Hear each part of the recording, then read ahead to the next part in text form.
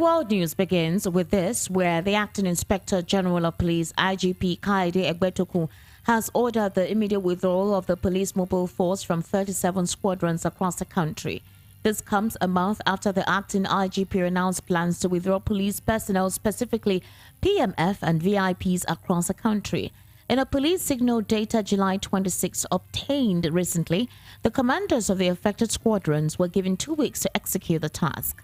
The signal was signed by Compol Mobile, a senior officer from the rank of a commissioner of police, upwards on behalf of the AIG Police and Mopol FHQ Abuja.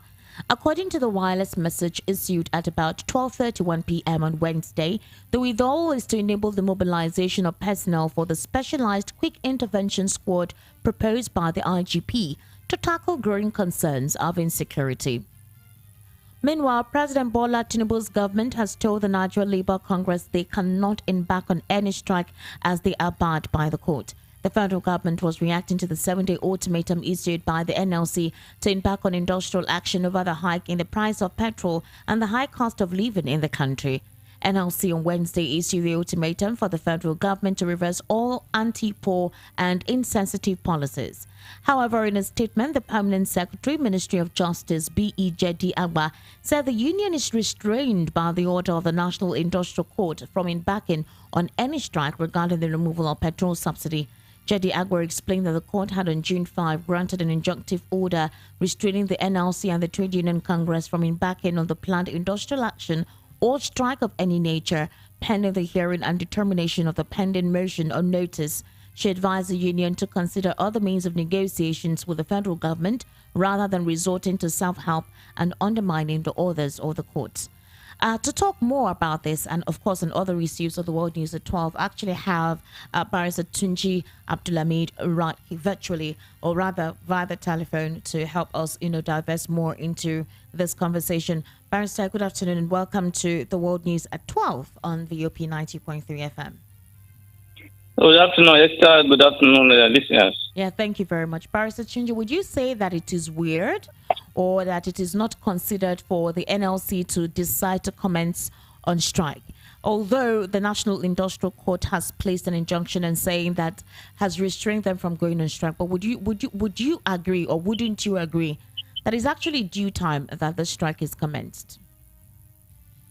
I think we need to correct that impression. Okay. They are going on strike. They are going to protest. All right. The protest is different from going on strike. What has been restrained by the court is the going on strike. Okay. And by Section 9 of the Constitution, the labor, I think they have the right, every Nigerian has the right to protest and to express their assembly and to speak their feelings. Okay. So I think so that we need to put that in the record. So it's the government that is not getting it right. Like you rightly said, they can go on strike, but they're not protesting. The injunction is based on the initial protest that they wanted to commence. Yeah, that is not it. In fact, if you go by the decision of the labor, they will say they want to go on strike. According to the president, he is saying that this will not even be part of not even part of what the federal government gives to courts. Okay. That the matter with the price increase of from what's it called to 500 naira. What they are challenging now and why they are protesting now is a new increase from 500 to 600 naira. So they can be argued. Even if I thought they say they are good on strike, that would be for another reason, not for the one that has been restrained. All right. They have even said that no, they are not going on strike. Okay. They only want to. That is guaranteed.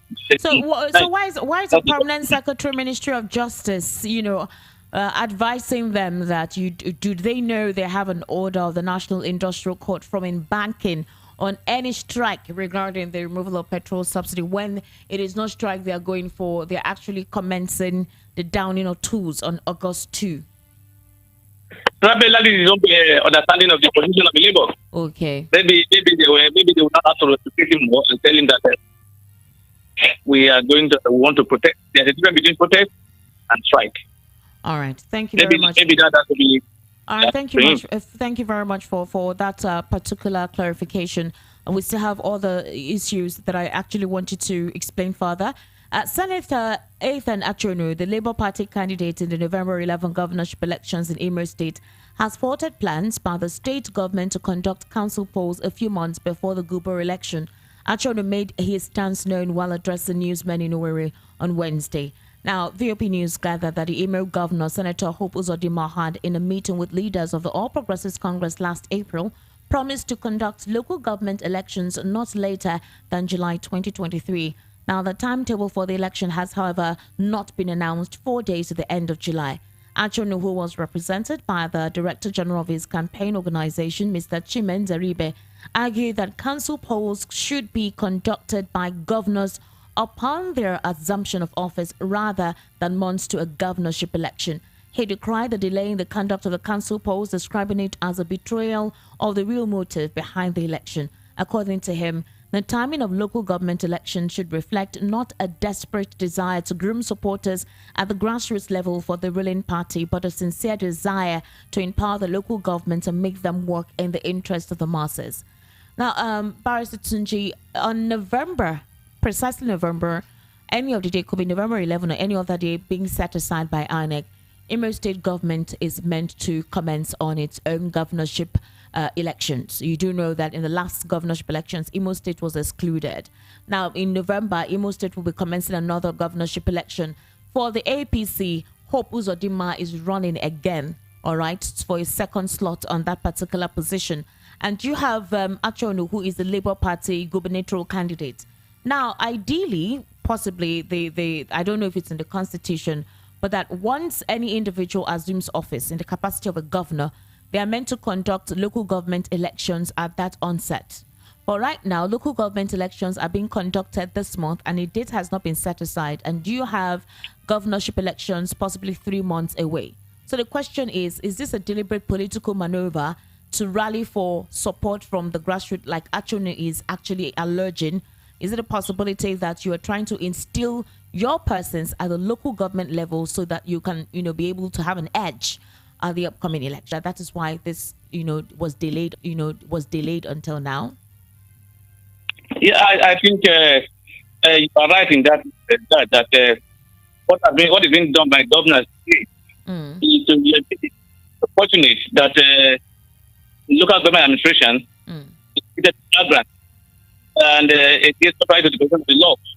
It's not even the law that a governor must conduct a local government election once it comes. That will only happen if the tenants of those council chairmen or whatever at the time when the governor comes to. If that has not happened, they will not do that. But what we see today is that governors don't even conduct a local government election. Once they come into power, they will what's it called? The democratically elected chairman. They will dissolve them, prior to the provision of the law, and they will now appoint capital committee. So when it's about a month or so to go, that's when they now be planning on how to do election. To appoint a new government chairman. It's unfortunate that we're not working in line with the law. Governments are just doing things for interest. Like you said, I want to agree that it's a political gimmick to just try to get corner people for himself in the next coming election. What is done by governments are not in line with the law. Okay. It's contrary to the law. They need to appoint. They need to do elections in line with the provision of the law. Not at the time they like, not when they assume office, not at any time. They were in line with what law prescribes. All right, Barrister Tunji, apparently, still on that particular development, the Labour Party's presidential candidate in person of Peter Obi has accused INEC of cloning electoral fraudsters as leaders and wasting the country's time and resources. Now, in this particular information, no individual was mentioned, but he said he accused INEC that INEC is allegedly cloning fraudsters as leaders. Now, Obi and Labour Party warned in their final address to the Presidential Election Petitions Court on July 23, 2023, that if the court does not whip INEC into line to perform its electoral duties fairly, impartially, and independently, elections in Nigeria will remain a fraud. Obi and the Labour Party accused INEC of abandoning its primary statutory responsibility as an electoral umpire and proudly putting on the toga of a candidate in the election. They claimed INEC spent 5.5 pages of its address tragically and embarrassingly defending the ground on the non-qualification of the second respondent. In fact, it was quite a lengthy one that they presented in their page as part their final written summary. And they're saying that the alleged hard copies of Forms EC8A claimed to have been used for the manual collation were neither produced in court nor certified copies thereof tendered in court by the first respondent, and the first respondent is INEC. Do you think would you logically say that INEC has literally been like an agent in support? Meanwhile, you do know that the body is meant to be independent. It's not meant to have any form of bias or have any form of no one is supposed to deduce that INEC is in support of any political party. But in their response at the election petition tribunal, in the tenders that they tender to the court, as the documents that they tender to the court, it obviously feels like they have to support the declaration of President Bola Ahmed Tinubu as the winner. Now, is that a logical thing to do in summary, as a legal practitioner? Is that a logical thing to do? Or should INEC have tried to remain neutral in its disposition and the way it tendered its documents at the election petition tribunal? What's your take on that? Generally speaking, and talking without in court. Yes. Going to be independent and not to support any. If we are talking in line with the matter in court, there is no way INEC can be independent. Okay. That it has what INEC claims the right challenged by Labour Party, PDP, and other parties. So is that behold on the INEC to defend what they claim. All right. To say they to be right. They are defending what they claim to be right. That will not be seen as supporting any candidate. It will be as they are trying to protect their position as declared in the last election. You remember the INEC declared that they winner of the election, and the Labour Party and the PDP are saying, look, it was wrongly declared, and the result was does not reflect the actual kind of things. So INEC will not fold his hand and they say, look, I can't defend that. They need to defend what they said, what they claim. Okay. So if you are doing that, I won't see that as favoring anybody. I will see that as trying to protect their own image as well. Even though I have a contrary view, I also believe that INEC did not last election. As far as I'm concerned, they did not do the right in our own opinion. But that does not mean when they are in court, they put their hand and say, look, we cannot say anything because they will be as a party. No, they have a claim and they must defend that position. That's what they are doing. All right, but if they're defending the position, like, as you're rightly trying to put to light, isn't there a possible logical way to go about it? Because it obviously feels that whatever it is that has been said by the APC in defense of their principle, INEC has to also corroborate it. Sometimes, according to what Peter Obi is saying on that particular report, he said that INEC is not remaining neutral in its stance and is not properly representing. They went ahead to actually mention a lot of things concerning the modern technology, which was supposedly imputed in the Electoral Act that INEC did not stick with. They also talked about the bimodal voter accreditation system for the accreditation of voters in the polling units, the upload of transmission results, and they also talked about blurred, unreadable, and inaccessible documents and images which were uploaded by INEC. So they're saying that all of these motives were deliberately done by INEC in order to make things go a certain way or send a narrative that it was possibly the win of President Bola Ahmed Tinubu was authenticated. But you try to explain the fact that coming from a judicial perspective, if you need to defend a client or a client's client, is there no way to go about it objectively rather than seem like there is some motive behind your defense? Because based on most of the words used or documents tendered or even in their own body language, it obviously feels like there is this deliberate and aggressive attempt to defend what they declared on February 25. Again, I repeat, I even as much as I also don't. I don't believe that INEC did well in the last election. Okay. I do not believe that the things were done need to be done. When it comes to issues before the court, Okay. The INEC and APC in that case are seen as one. But when Okay. they sue them, that includes the APC, that the Labour Party and PDP that sue INEC. What they are suing them for is that, look, all what you said regarding APC is not correct or are not correct. So they need to, and they are saying, look, we have done the right thing and that's what we have done. Have to come and say and defend it. So the APC too has to come and defend his mandate. Mm. INEC is coming to defend his mandate, his position.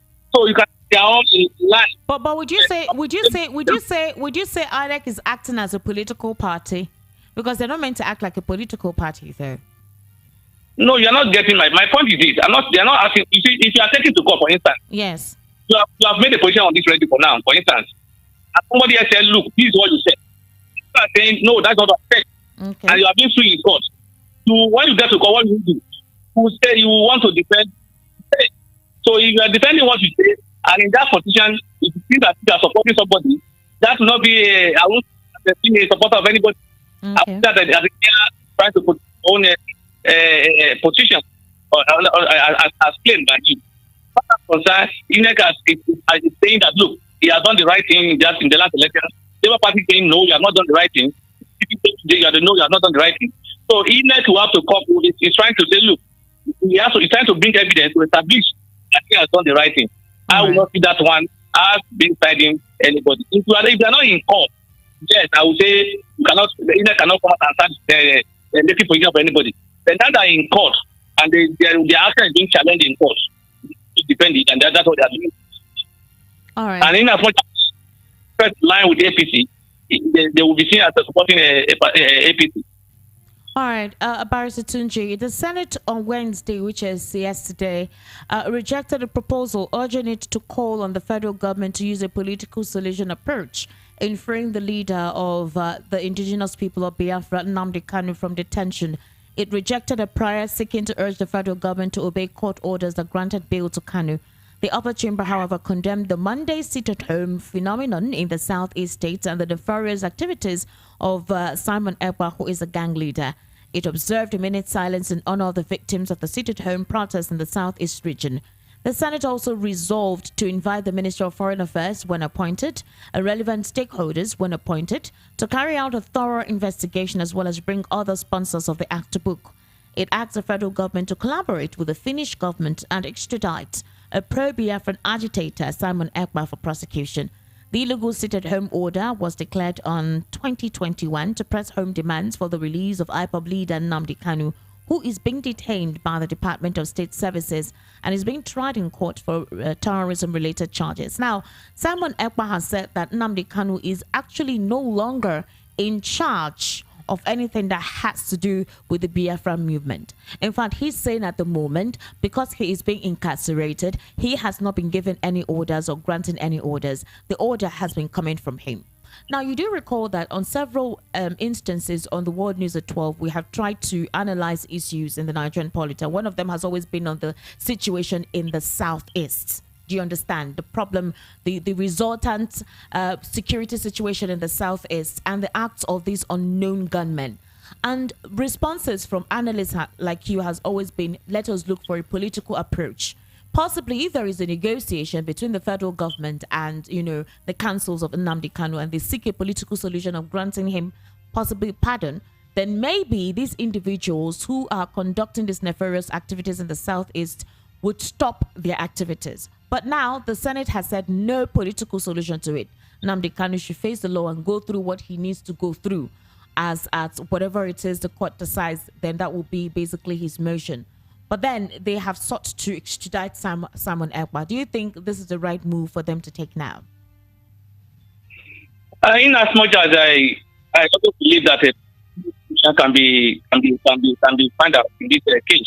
In other words, they can work out a political solution to grant.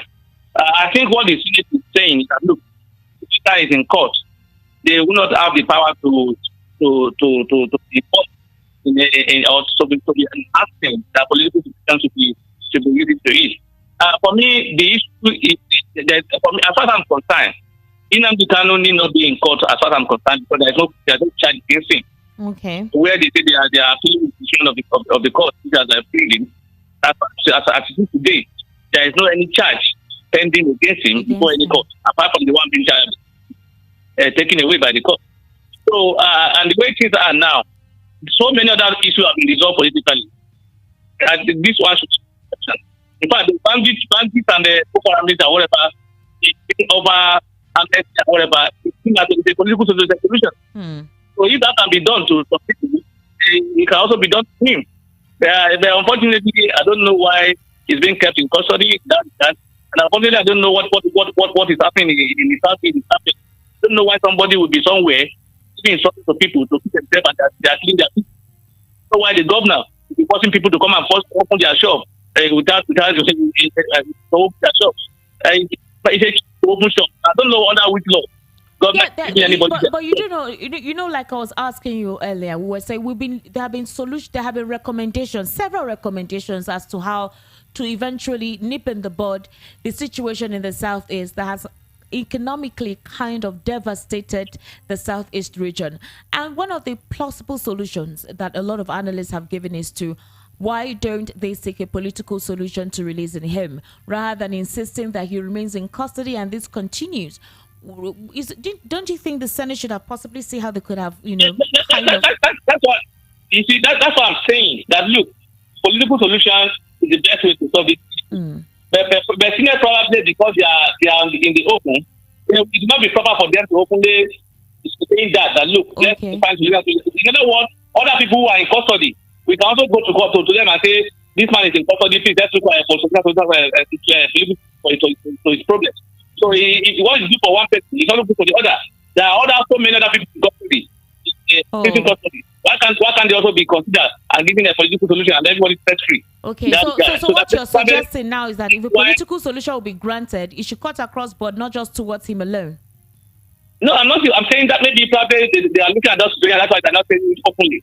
Okay. They know the best solution is political solution. Okay, you're saying that they are considering it, but they do not want to say it openly. Definitely, they may want to. Some of them are considering. Those who raise the position are members of the assembly. Okay. They will be discussing with their members. Saying it openly will be like encouraging people that will likely be seen as discrimination. Okay. But the other people in custody who are not being considered for any amnesty or any political relief. So what is good for one is good for another. That's what I'm trying to say. But I think for me, the only solution is political. Because the only solution is political for you. Yes, for me, because there's no at least today there's no any litigation against, there's no any charge. All right. To say he's still in custody facing charge. There's no charge. I'm not aware of any charge that's being charged. But the position today is that the charge has been quashed. Okay. Right. As of today, the charge has been quashed. But then we still wonder why he's still in custody. All right, we need to wrap up the world news, but I still have one particular story that I need you to clarify. The INEC has urged the Lagos State Governorship Election Petition Tribunal to dismiss the petition filed by the governorship candidate of Lagos State, Gbadebo Roadvival, for lack of evidence. INEC made the argument in its own final address to Roadvival's petition, in which he is challenging the victory of Governor Sanwo-Olu and his deputy, Obafemi Hamzat, in the March 2022 governorship elections in the state. Now, the electoral body based its call for the dismissal of the petition on the ground that the petitioner failed to discharge the evidential burden placed on him by Section 136 of the Evidence Act 2011 and Section 135, subsection 1 of the Electoral Act 2022.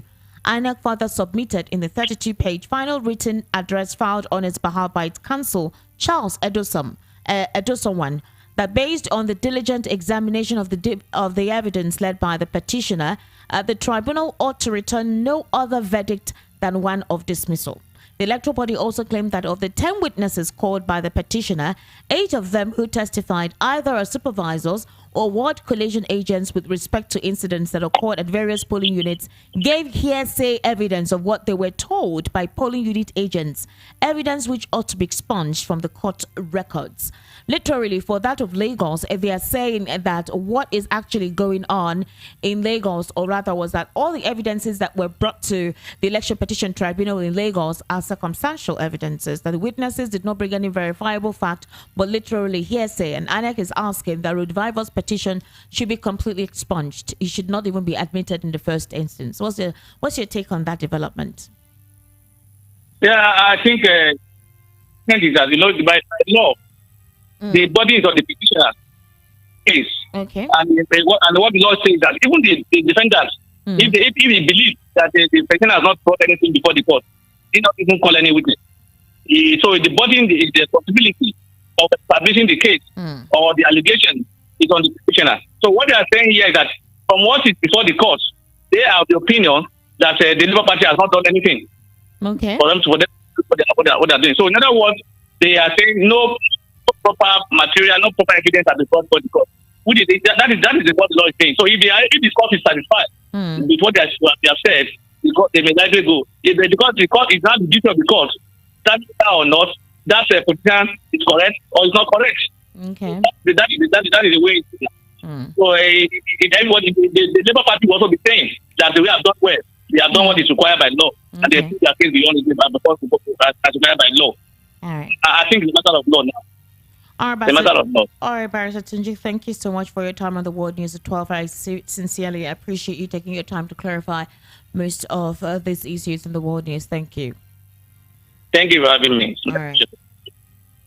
Now, in order for us to wrap up the World News at 12, here again are the top stories. You heard that the IGP has withdrawn more polls with immediate effects. Tinubu's government has won the NLC demands no commencement of strike. Labour Party Guber candidate Achonu knocks Imo government over timing of local government polls. Peter Obi to INEC asked to stop cloning electoral fraudsters as leaders. And Senate rejects political solution for Nnamdi Kanu's release, while INEC asks Tribunal to dismiss Rhodes Vival's petition.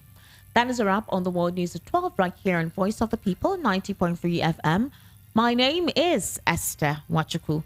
Good afternoon. Thank you for listening. Up next is Matters with Ikami Judah.